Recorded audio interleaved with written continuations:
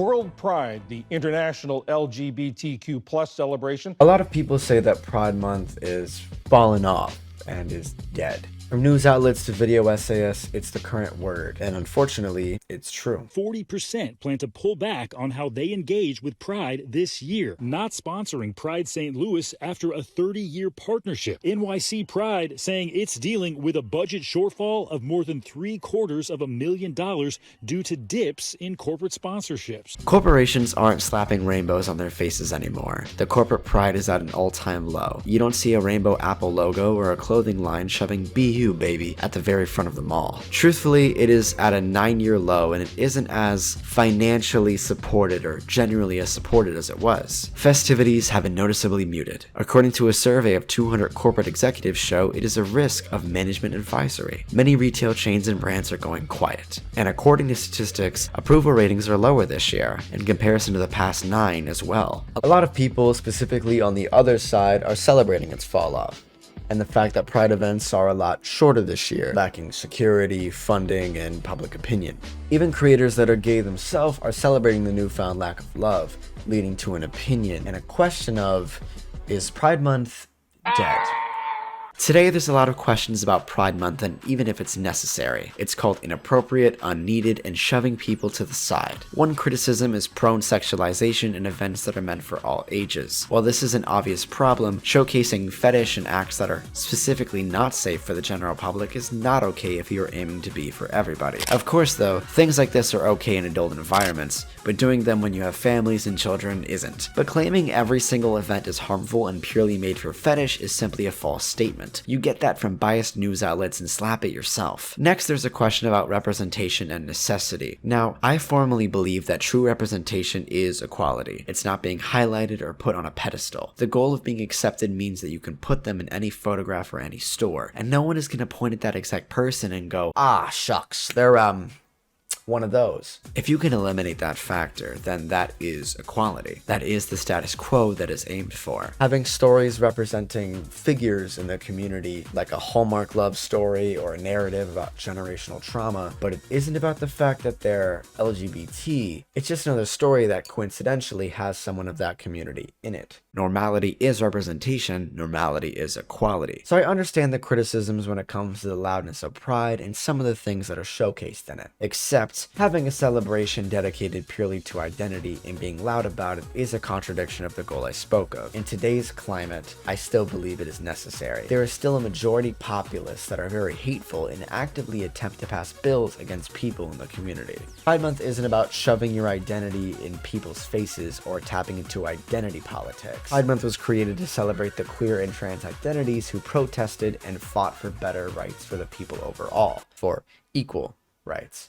For protests from activism and Stonewall, there are people who paved the path for Pride Month to be a celebration of the fights that occurred to allow the laws to even be passed in the first place. Laws that are actively attempted at being taken away. A lot of the people saying pride parades and rainbows being on cans is the reason why approval ratings are lower for gay marriage and the concept of pride. But frankly, I disagree. People who hold hatred and low ratings of pride as a concept weren't a fan of the community or people in the first place. Truthfully, using a rainbow can is a scapegoat. I don't believe a couple of people dancing with a rainbow tank top is gonna make you shake your fist like Arthur and want to take others' love away. Because it gets to a level where you disapprove of people's rights. And when you say, my toothpaste being rainbow is the issue, it says a lot more about you than me. Kids growing up on these platforms being exposed to all of these attention whoring and degenerate ways of life. I've been out the closet for as long as I've been out the womb, and I still have yet to go to a pride parade. I feel like the only reason I would go would be to pick up some bags when I feel perfectly normal. Some people might think that the pride parades encourage people to be more accepting of the community, but to be honest, but it's no secret this community struggles severely. Mental health outcomes are trash. Our self-delete rates are ridiculously high. And don't even get me started on the involved, lengthy, tedious process of trying to have a kid with someone who's the same sex. Allowing this type of behavior at these events is damaging to the image of the entire community, even if it is only showing the extreme minority. And we lost the public when LGBT became more associated with degeneracy than it did with equality. Now, celebrating the decline of this celebration under the the geise of views that aren't even yours is particularly harmful. This creator in specific is gay, and has made several videos attempting to dismantle and disarm this agenda, referring to people as degenerates and speaking down on them. Which is funny, because LGBT people have always been seen as degenerates. It didn't happen just now, just the act of a handhold has been seen as degeneracy. But sure, let's call them that.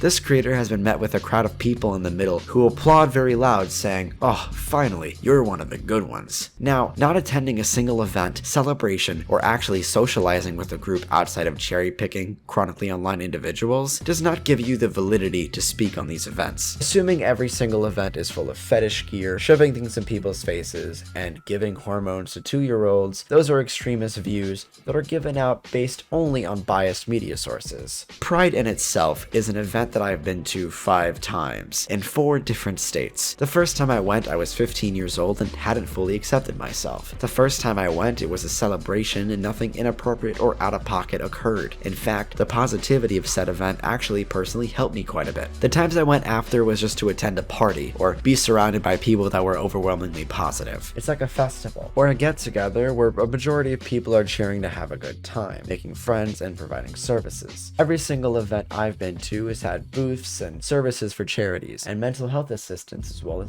physical health assistance. It provides resources not only for like-minded individuals, but also for those who are younger and safety is at risk. Unfortunately, these things are necessary, and writing off a parade as a sex-filled fantasy where people just swing around yelling profanities is blatantly untrue. It's using the bad apple ruining a bunch fallacy and applying it to only where your biases lie. Yeah, it's set up like a fraction with degeneracy over equality, which is fucking crazy. It's a question about how much does this truly matter to you? Because if you're bothered by a bunch of flags being waved and people playing Madonna for 4 hours, hitting the bar afterward, maybe just wait it out, or preferably don't pay attention to it. I imagine it's not that difficult to ignore something, especially if it doesn't happen super often. Relying on negative biases and saying something isn't necessary, when unfortunately it still is ignorant. The concept of pride is a given, and that tolerance may be accepted by you, or so you proclaim, but it isn't actually being shoved down your throat as much as you think. The people that are claimed as degenerates will throw up rainbows in your face are such a minority it isn't even funny. Most of my friends are rainbow people, and they aren't those kind of individuals. Going across the internet to find people on TikTok who are role-playing, or are, in some people's words, making identities up, is purposely cherry-picking to find examples that are seen as over-exaggerated or, frankly, ludicrous. Finding these individuals is a way to push a narrative, because a group of 4 versus 100 does not define the 100. That defeats individualism. On the other hand, corporate pride is something that was aimed with greed, specifically attempting to profit off of a lot of communities, not including donations and event sponsorships, of course. The lower amount of billion-dollar backing causes safety issues for the public in certain pride events. Showing that the lower amount of love is now causing a lack of security for public places, having the events be a lot more of a safety risk and have a lower amount. Celebrating a lack of safeties is a lot less about gay loudness and more about the fact that you're okay with people being harmed. And maybe you're not. Maybe you celebrate it by saying, yes, this means there'll be less of them.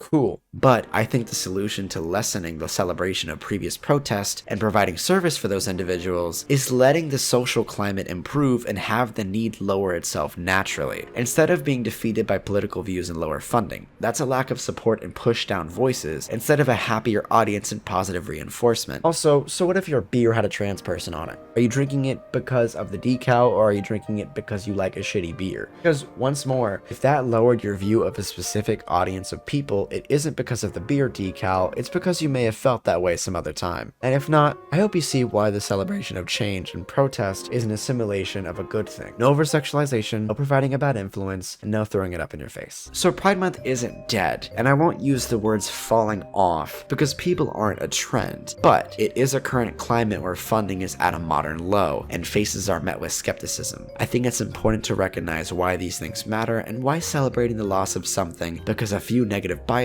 is a bad thing. Yes, inappropriate mannerisms should not be shown to children, and yes, calling someone homophobic for not wanting to go to a parade is stupid. But those aren't popular opinions. So squashing millions because of the representation of a few thousand takes you to a similar level of the oppressors. Love you. See you next time. Thinking of my patrons, Yosarian, Mimi Diggs, Lucy, and Quid. I'll catch y'all.